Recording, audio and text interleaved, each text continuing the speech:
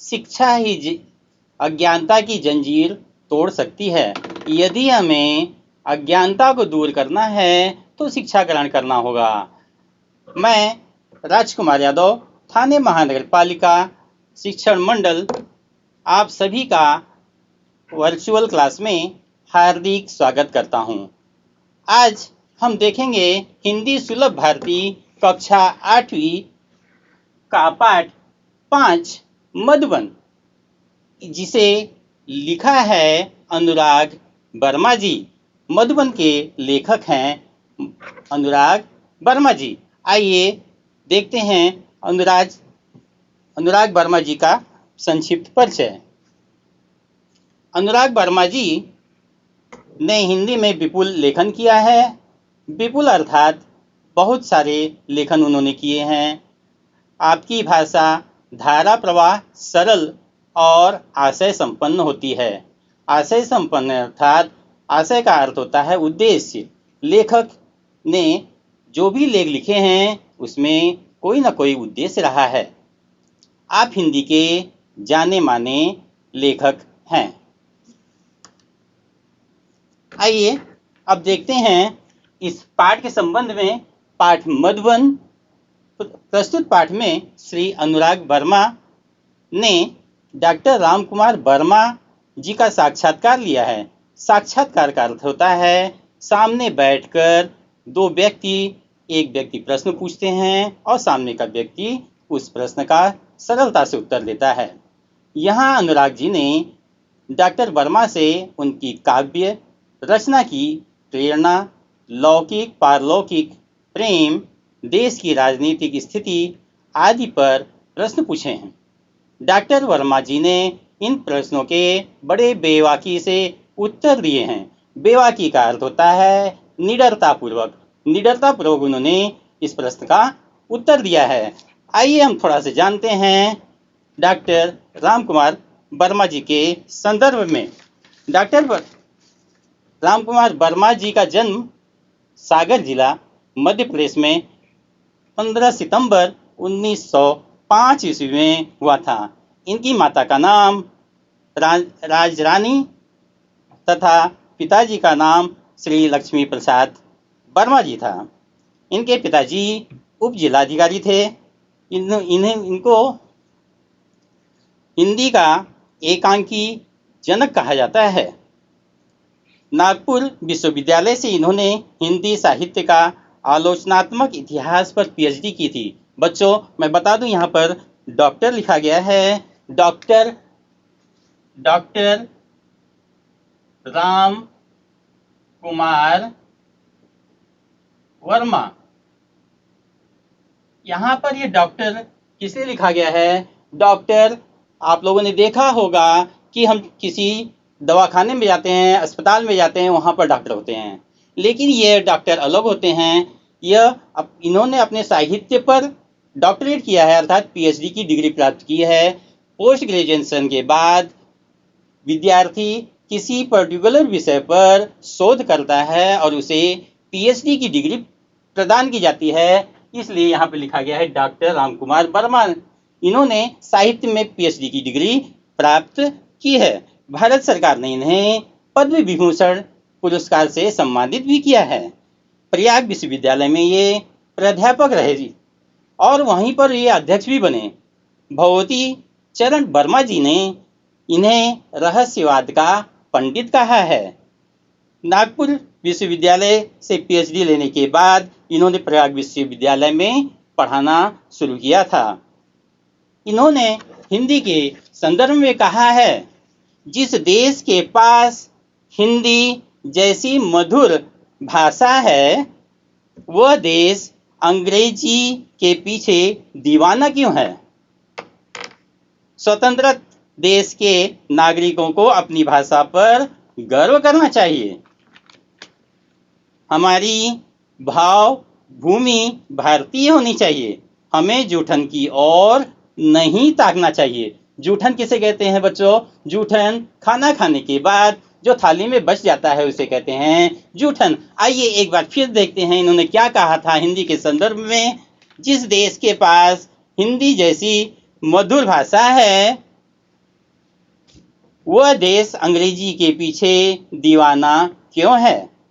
स्वतंत्र देश के नागरिक को अपनी भाषा पर गर्व करना चाहिए। हमारी भावभूमि भारतीय होनी चाहिए। हमें जूठन की ओर नहीं ताकना चाहिए। बच्चों, लेखक जब लिखता है तो वह अपने उस समय के परिवेश को ध्यान में रखकर लिखता है। डॉक्टर राम वर्मा ने उस समय अंग्रेजों का हमारे पर अधिकार था, उस समय यह पंक्तियां लिखी थी कि हमें अंग्रेजी का दीवाना नहीं होना चाहिए। लेकिन आज हम देखते हैं कि अंग्रेजी इतनी समृद्ध हो चुकी है, तो उसे हमें समझना चाहिए कि इंग्लिश को कहा गया है कि English is window of knowledge. यदि हमें जानकारी अधिक से अधिक लेनी है तो अंग्रेजी का अध्ययन बहुत ही जरूरी होता है। ठीक इसी तरह से यदि हम हिंदी को देखें तो हिंदी हमारी मातृभाषा यानी हमारी माँ है। ठीक इसी तरह से प्रादेशिक भाषा हमारी मराठी है, अर्थात हिंदी की बहन मराठी हुई और मराठी हमारी मौसी है। बच्चों, यहाँ पर तो मैंने कह दिया कि हिंदी मराठी की मौसी है, तो उर्दू का क्या? उर्दू के लिए मैं तो यही इतना कहूँगा, हिंदी और उर्दू में फ़र्क है केवल इतना। हिंदी और उर्दू में फ़र्क है केवल इतना, वे देखते हैं ख्वाब और हम देखते हैं सपना। सचमुच बच्चों, हमें भाषा का अधिक से अधिक ज्ञान होना चाहिए, चाहे वह हिंदी हो, मराठी हो, अंग्रेजी हो। जिसे जितनी भाषा का अधिक ज्ञान होता है वह अपने अंदर अधिक से अधिक ज्ञान को प्राप्त करने का प्रयत्न करता है। बच्चों, यहाँ पर आप देख रहे हो कि पाठ के लेखक अनुराग वर्मा जी एक और बैठे हैं, दूसरी ओर प्रसिद्ध लेखक डॉक्टर राम कुमार वर्मा जी हैं। और यह साक्षात्कार लेने की एक विधि दिखाई दे रही है कि अनुराग वर्मा जी प्रश्न पूछेंगे और उसका बेवाक्य से उत्तर देंगे डॉक्टर राम कुमार वर्मा जी। साक्षात्कार विधि को पेपरों में, समाचार पत्रों में या टेलीविज़न में आप लोगों ने देखा होगा कि साक्षात्कार लेते समय सामने बैठा व्यक्ति बहुत ही विद्वान होता है या वो अपने क्षेत्र में अच्छे अच्छे कार्य कर चुका होता है, जिसकी लालसा होती है लोगों को कि उन्होंने किस तरह से अपने कदमों को आगे बढ़ाया है, समाज को एक नई दिशा दी है, उसे जानने की लोग कोशिश करते हैं, इसलिए साक्षात्कार लेते हैं। साक्षात्कार जो व्यक्ति लेता है उसे भी पहले उनके बारे में या उनके संदर्भ में पूरी जानकारी होनी चाहिए, ताकि वह उनके प्रश्नों को आसानी से पूछे और सामने वाला उसका जवाब दे। इस पाठ की विधा है साक्षात्कार विधा। आइए अब हम लोग मुड़ते हैं पाठ की ओर, देखते हैं इस पाठ में क्या दिया गया है, साक्षात्कार विधि और किस तरह से अनुराग वर्मा जी ने डॉक्टर वर्मा जी का लिया है। दोनों वर्मा हैं बच्चों, इसलिए हमें याद रखना होगा कि अनुराग वर्मा जी इस पाठ के लेखक हैं और जिसका साक्षात्कार लिया गया है, जिसका इंटरव्यू लिया गया है, वे प्रसिद्ध लेखक हैं जिनका नाम है डॉक्टर राम कुमार वर्मा जी। आइए देखते हैं पाठ। मधुबन। सुबह का समय था, प्रातः का समय था। डॉक्टर राम कुमार वर्मा जी के प्रयाग स्टेशन स्थित निवास मधुबन की ओर पूरी रफ्तार से चला जा रहा था, क्योंकि 10 बजे उनसे मिलने का समय तय था। अर्थात तय मतलब होता है निश्चित। सुबह का समय था। डॉक्टर राम कुमार वर्मा जी के प्रयाग स्टेशन पर, यहाँ पे प्रयाग स्टेशन का भी चित्र दिया गया है। प्रयाग स्टेशन पर उनका घर है मधुबन। उस तरफ वे रफ्तार से अर्थात तेजी से जा रहे थे। अनुराग वर्मा जी किससे मिलने जा रहे थे? डॉक्टर राम कुमार वर्मा से। समय 10 बजे का था, समय निश्चित था, इसलिए वे तेजी से जा रहे थे। वैसे तो मैंने डॉक्टर साहब को विभिन्न उत्सव, देखिए इसे लिखा है लेखक ने, इसलिए उन्होंने मैं का उपयोग यहाँ पे किया है। वैसे तो मैंने डॉक्टर साहब को विभिन्न उत्सवों में, उत्सव यानी त्यौहार, काफ़ी त्योहारों में, संगोष्ठियों में, संगोष्ठी उसे कहते हैं किसी एक विषय पर विद्वान एकत्रित होते हैं और उस पर चर्चा की जाती है, उसे कहते हैं संगोष्ठी। संगोष्ठियों एवं सम्मेलनों में देखा था, परंतु इतने निकट से, निकट यानी पास से, नजदीक से, निकट से मुलाकात करने का यह मेरा पहला अवसर था। मेरे दिमाग में विभिन्न विचारों का ज्वार उठ रहा था। ज्वार उठ रहा था अर्थात विचारों का प्रवाह बड़ी तेजी से हो रहा था। जिस तरह से समुद्र में ज्वार आता है, ज्वार अर्थात पानी उफान होता है, पानी उठता है और भाटा आता है, यानी फिर से वह चला जाता है। ठीक इसी तरह से लेखक के मन में भी आ रहा था कि मैं वहां पर जाके क्या पूछूंगा, कैसे होंगे डॉक्टर साहब, डॉक्टर साहब कैसे होंगे, यह विचार उनके मन में आ रहा था। उनका व्यवहार कैसे होगा उस साहित्य मनीषी का आदि। यह स्वाभाविक है कि जब हम किसी नए व्यक्ति से मिलते हैं तो हमारे मन में विभिन्न प्रकार के विचार आते हैं कि हम उनसे मिलने जा रहे हैं तो वे हमारे साथ कैसे व्यवहार करेंगे, उनका व्यवहार कैसे होगा। इस तरह से नाना प्रकार के विचार हमारे मन में आते रहते हैं। इन तमाम उठते और बैठते विचारों के लिए मैंने उनके निवास स्थान मधुबन में प्रवेश किया। मधुबन में प्रवेश किया अर्थात उनके निवास स्थान उसे कहते हैं जहाँ पर रहते हैं। मधुबन नाम का उनका निवास स्थान था, वहाँ पे वे पहुँच गए और वहाँ पे उन्होंने प्रवेश किया। काफी साहस करके दरवाजे पर लगी घंटी बजाई। यहाँ देखिए, काफी साहस, साहस यानी हिम्मत करके। जब हम किसी नए व्यक्ति के पास जाते हैं और वह पद में ऊंचा होता है या अनभिज्ञ होता है तो हम थोड़ा सा घबराते हैं। घंटी उन्होंने साहस करके, लेकिन लेखक ने साहस किया और घंटी बजाई। नौकर निकला और पूछ बैठा। नौकर घर से बाहर निकला और लेखक से पूछ बैठा, क्या आप अनुराग जी हैं?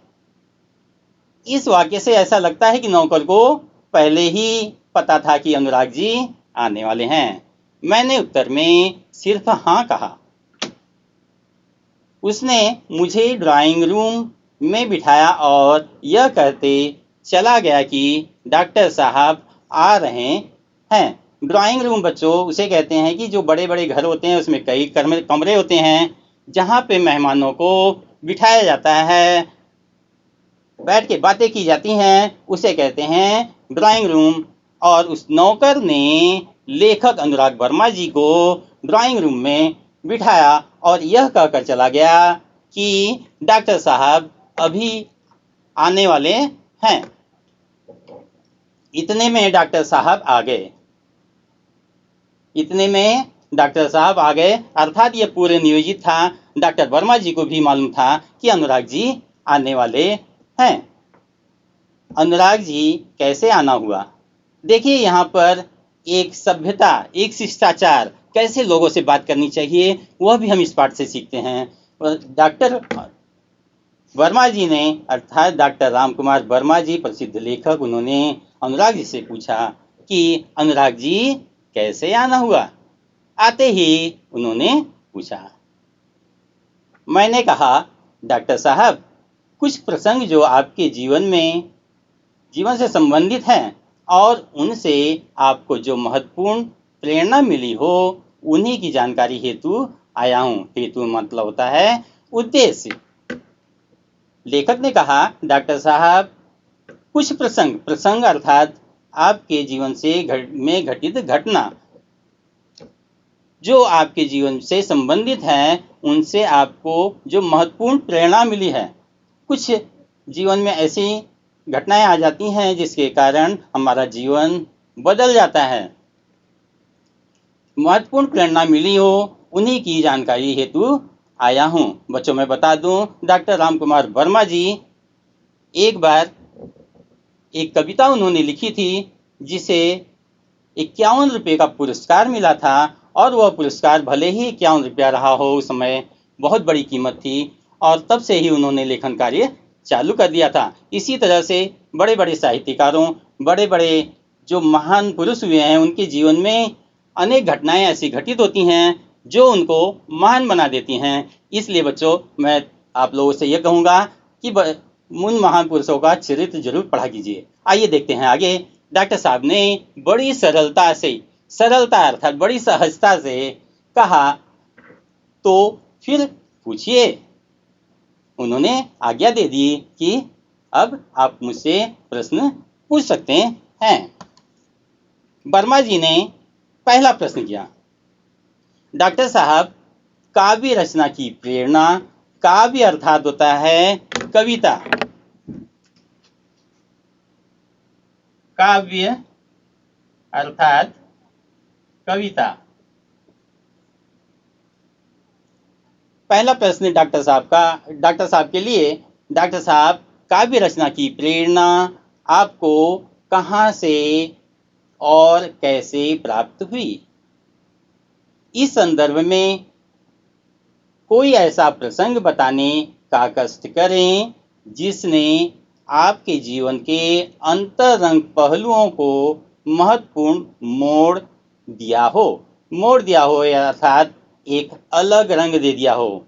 काव्य रचना की प्रेरणा आपको कहाँ से मिली, कैसे मिली, और ऐसा प्रसंग बताएं जिसके कारण आपके अंतरंग पहलू यानी अंदर से जो भी बदलाव हुआ है उसे कहाँ से कैसे मोड़ मिला है। आइए देखते हैं जवाब डॉक्टर रामकुमार वर्मा जी का। उत्तर में उन्होंने कहा, पहले तो मेरे जीवन में समाज की अंधव्यवस्था के प्रति विद्रोह अपने आप ही उदित हुआ। उदित होना यानी उगना। बच्चों, आपने सुबह का सूरज उगते हुए देखा होगा, अर्थात वह उदित होता है और जब ढलता है तो अस्त होता है। पहले तो मेरे जीवन में समाज की अंधव्यवस्था यानी अंधे रहकर जो व्यवस्था की जाती है, अर्थात बिना देखे अन्यायपूर्ण जो व्यवस्था होती है, उसे कहते हैं अंधपूर्ण व्यवस्था, अंध व्यवस्था के प्रति विद्रोह अपने आप ही उदित हुआ। बच्चों, जो बच्चे कुशाग्र बुद्धि के होते हैं, उनके अंदर बचपन से ही कुछ न कुछ ऐसी चीजें दिखाई देती हैं जो उनके बड़प्पन की निशानी होती है। सन 1921 में जब मैं केवल 15.5 वर्ष का था, मात्र 15.5 वर्ष का, ध्यान दीजिएगा, सन 1921 में जब मैं केवल 15.5 वर्ष का था, गांधी जी के असहयोग आंदोलन, देखिए बच्चों, असहयोग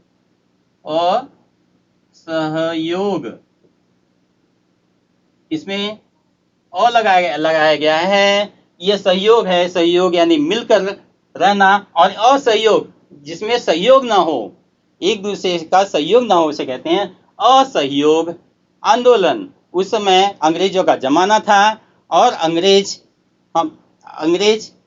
के विरुद्ध में गांधी जी ने असहयोग आंदोलन रखा था, जिसमें पारिवारिक एवं सामाजिक व्यवधानों से संघर्ष करते हुए मैंने भाग लिया, अर्थात डॉक्टर रामकुमार वर्मा जी ने भाग लिया। उस समय फिर से लिखते हैं, सन 1921 में जब मैं केवल 15.5 वर्ष का था, गांधी जी के असहयोग आंदोलन में पारिवारिक एवं सामाजिक व्यवधानों से संघर्ष करते हुए मैंने भाग लिया। उस समय स्कूल छोड़ने की बात तो सोची भी नहीं जा सकती थी, मगर मध्य प्रदेश के अंतर्गत नरसिंहपुर में मौलाना शौकत अली साहब आए थे। मौलाना अर्थात होता है पंडित या ज्ञानी जो हमें शिक्षा देता है, उसे कहते हैं मौलाना शौकत अली साहब आए और बोले, गांधी जी ने कहा है कि अंग्रेजी की तालीम अर्थात शिक्षा गुलाम बनाने का एक नुस्खा है, नुस्खा यानी दवा। स्पष्ट उन्होंने कहा था कि गांधी जी ने कहा है कि अंग्रेजी की तालीम गुलाम बनाने का एक नुस्खा है। तत्पश्चात आवाज तेज करते हुए कहने लगे, है कोई माई का लाल जो कह दे कि मैं कल से स्कूल नहीं जाऊंगा। मैंने अपनी माँ के आगे बड़ी ही श्रद्धा से स्कूल न जाने की घोषणा कर दी। बच्चों यहाँ देखो, उस समय अंग्रेज का समय था, अंग्रेजी का समय था। अंग्रेज हमारे पर अधिकार कर चुके थे और उस समय यह कह देना कि मैं स्कूल नहीं जाऊंगा बहुत बड़ी बात थी। और उन्होंने यहाँ पर अपनी माँ से बड़ी श्रद्धा पूर्वक कहा। श्रद्धा कहाँ पे होती है? जब हम बड़ों के प्रति श्रद्धा रखते हैं, नम्रता रखते हैं। नम्रता से उन्होंने कहा, श्रद्धा से कहा कि उनके सामने बात रखी कि मैं स्कूल नहीं जाऊंगा। सभी लोग सकते में आ गए। सकते में आ गए यानी परेशानी में आ गए।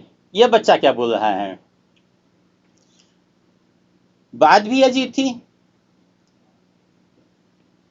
कि उन दिनों एक डिप्टी कलेक्टर का लड़का विद्रोह कर जाए। डिप्टी कलेक्टर अर्थात प्रशासनिक अधिकारी होते हैं। उस समय अंग्रेजों का राज था और इनके पिता डॉक्टर राम कुमार वर्मा जी के पिताजी डिप्टी कलेक्टर अर्थात उप जिला अधिकारी थे। लोगों ने बहुत समझाया, पिताजी की नौकरी की बात कही, परंतु मैं घर से निकल पड़ा क्योंकि गांधी जी का आदेश मानना था। इस प्रकार सर्वप्रथम मैंने सत्य एवं देश के लिए विद्रोह किया। तब तक मैं 16 वर्ष का हो चुका था और राष्ट्रीय ध्वज लेकर नगर से प्रभात फेरी भी किया करता था। प्रभात फेरी अर्थात बच्चों, पहले संचार का इतना जमाना नहीं था। उस समय लोग प्रभात फेरी करते थे और लोगों तक संदेश पहुंचाते थे। प्रभात यानी सुबह सुबह प्रभात फेरी निकाली जाती थी और अपने बातों को समाज तक पहुंचाया जाता था। यह बात सन 1921 की ही है और इसी समय मैंने देश प्रेम पर एक कविता लिखी। यही मेरी कविता का मंगलाचरण था। मंगलाचरण का अर्थ होता है श्री गणेश करना, अर्थात कोई शुभ कार्य जब पहली बार किया जाता है तो उसे कहते हैं मंगलाचरण। आइए देखते हैं, अनुराग वर्मा जी ने दूसरा प्रश्न किया, आप मध्य प्रदेश से उत्तर प्रदेश कैसे आए? हिंदी प्रेम ने मुझे मध्य प्रदेश से उत्तर प्रदेश आने के लिए प्रेरित किया। डॉक्टर राम कुमार वर्मा को हिंदी से बहुत ही लगाव था, प्यार था, इसलिए वे मध्य प्रदेश से उत्तर प्रदेश गए। क्योंकि उन दिनों नागपुर विश्वविद्यालय में हिंदी नहीं थी। यहाँ पे बच्चों देखो, कारण उन्होंने दिया है मध्य प्रदेश से उत्तर प्रदेश जाने का। उन्होंने बताया है कि उन दिनों नागपुर विश्वविद्यालय में हिंदी नहीं थी, जिसके कारण उन्हें मध्य प्रदेश से उत्तर प्रदेश जाना पड़ा। सन 1925 में मैंने इंटर की परीक्षा उत्तीर्ण की। इंटर की परीक्षा उसे कहते हैं जो 12वीं की परीक्षा देते हैं। पहले मैट्रिक अर्थात 10वीं होता था और 12वीं अर्थात इंटर होता था। तो इंटर की परीक्षा उन्होंने पास करने के बाद उच्च शिक्षा हेतु प्रयाग विश्वविद्यालय, नागपुर विश्वविद्यालय से वे प्रयाग विश्वविद्यालय की ओर गए, प्रवेश लिया। मैंने इसी विश्वविद्यालय से एमए की परीक्षा प्रथम श्रेणी में उत्तीर्ण की। मैंने देखा कि डॉक्टर साहब के चेहरे पर गंभीरता के भाव साफ प्रतिबिंबित हो रहे हैं। प्रतिबिंबित होना ने दिखाई देना। जब हम किसी चीज को सोचते हैं या खुशी का माहौल होता है तो हमारे चेहरे पर खुशी की तरह से हमारा चेहरा दिखाई देने लगता है। जब दुखी होते हैं तो हमारा चेहरा दुखी जैसा होता है। ठीक इसी तरह से गंभीर हो गए, डॉक्टर साहब गंभीर हो गए, जिसका प्रतिबिंब उनके चेहरे पर दिखाई दे रहा था। ऐसा प्रतीत हो रहा था जैसे वे अपने अतीत में खो गए हैं। अतीत अर्थात बीते हुए समय में। मैंने पुनः सवाल किया। डॉक्टर साहब, प्रायः ऐसा देखा गया है कि कवियों एवं लेखकों के जीवन में उनका लौकिक प्रेम पारलौकिक प्रेम में बदल गया। क्या आपके साथ भी ऐसा हुआ है? डॉक्टर वर्मा जी ने उत्तर दिया, अनुराग जी, प्रेम मनुष्य की एक प्राकृतिक प्रवृत्ति है। मनुष्य प्रेम करता है, माँ बच्चे से और बच्चा माँ से। इस तरह से एक दूसरे से लोग प्यार करते हैं। यह प्रकृति ने दिया है, हमें एक दूसरे से लगाव होता ही है। सन 1926 में मेरा विवाह हो गया और मैं गृहस्थ जीवन में आ गया। अब मुझे सात्विक एवं नैतिकता से प्रेम हो गया। मैंने इसी समय यानी सन 1930 में कबीर का रहस्यवाद लिखा। बच्चों, कबीर का रहस्यवाद डॉक्टर रामकुमार वर्मा जी ने लिखा। इतना अवश्य है कि मेरे जीवन के कुछ अनुभव कविता के माध्यम से प्रेषित हुए। जो भी मेरे अनुभव थे उसे मैंने कविता के माध्यम से प्रेषित किया, यानी लिखा, उसे प्रस्तुत किया। मुझे बचपन से ही अभिनय का शौक था। बच्चों को भी कुछ ना कुछ शौक रखना चाहिए। यहाँ पर देख रहे हैं कि डॉक्टर रामकुमार वर्मा जी को अभिनय करने का शौक था। इन्होंने बचपन में अभिनय किया था। अभिनय यानी विभिन्न नाटकों में ये भाग लेते थे, उस तरह से अपने आप को ढालते थे और सभी के सामने प्रस्तुत होते थे। प्रायः उत्सवों के अवसर पर नाटकों में भाग भी लिया। मैंने बात बढ़ाई और पूछा। अनुराग वर्मा जी ने प्रश्न किया, डॉक्टर साहब, देश की राजनीतिक स्थिति के बारे में आपकी क्या राय है?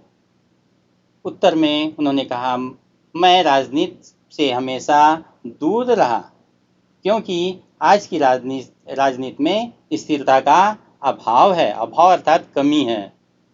यद्यपि मैं नेहरू जी, शास्त्री जी, इंदिरा जी एवं मोरारजी भाई से मिल चुका हूँ और उनसे मेरा परिचय भी है, परंतु मैंने राजनीति से अपने आप को दूर रखा।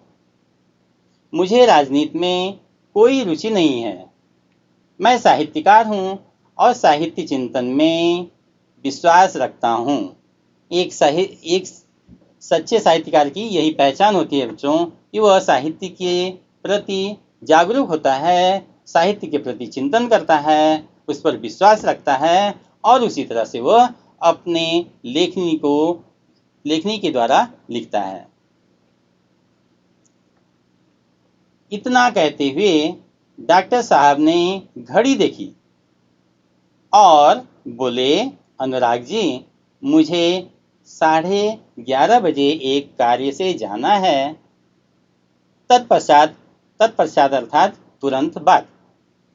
तत्पश्चात उन्होंने मुझे एक कुशल अभिभावक किसे कहते हैं, जिनके निगरानी में हम रहते हैं, जो हमारी देखभाल करते हैं, ऐसे अभिभावक की बात आशीर्वाद देते हुए विदा किया। यहाँ बच्चों देखो, अनुराग वर्मा जी भले ही उनका इंटरव्यू लेने के लिए, साक्षात्कार लेने के लिए पहुंचे हैं, फिर भी डॉक्टर रामकुमार वर्मा जी ने समय का कितना ख्याल रखा है। सुबह 10 बजे उनसे मिलने का समय उन्होंने रखा और अंत में 11:30 बजे उन्होंने अनुराग जी से कहा कि मुझे किसी अर्जेंट कार्य से जाना है और उनसे एक कुशल अभिभावक की भांति आशीर्वाद देते हुए विदा लिए। अर्थात समय का हमें बहुत ही ध्यान रखना चाहिए। इसलिए कहा गया है, वक्त को जिसने न समझा खाक में वो मिल गया। वक्त का साया रहा तो फूल बनकर खिल गया। हमें वक्त का, समय का बहुत ही ध्यान रखना चाहिए। आइए एक नज़र डालते हैं शब्द वाटिका पर। संगोष्ठी अर्थात किसी विषय पर विशेषज्ञों का चर्चा सत्र। तालीम अर्थात शिक्षा उपदेश। यहाँ पे कुछ मुहावरे भी आए हैं। ज्वार उठना, विचारों की हलचल। सकते में आना, घबराना, अति भयभीत होना। आइए देखते हैं समानार्थी शब्द। समानार्थी शब्द अर्थात समान अर्थ देने वाले शब्द। प्रातः सुबह, वक्त समय, सेवक नौकर, चिकित्सक डॉक्टर, त्योहार उत्सव, कष्ट पीड़ा, तमाम सारा, मनीषी ज्ञानी। यहाँ पे आइए देखते हैं शब्द समूह के लिए एक शब्द अर्थात कई शब्द होते हैं जिसके लिए एक शब्द का उपयोग किया जाता है। इस पाठ में आया है जो इस लोक का न हो पारलौकिक। साहित्य लिखने वाला साहित्यकार। बच्चों, आप लोगों ने अभी देखा पाठ मधुबन। मुझे आशा ही नहीं बल्कि पूर्ण विश्वास है कि आप लोगों को यह पाठ अच्छी तरह से समझ में आया होगा। वीडियो को देखने के लिए बहुत बहुत धन्यवाद, आभार। यदि आपको यह वीडियो अच्छी लगी हो तो लाइक, शेयर और कमेंट जरूर कीजिएगा। पुनः अगली वीडियो में आपसे मुलाकात होगी। तब तक के लिए नमस्कार।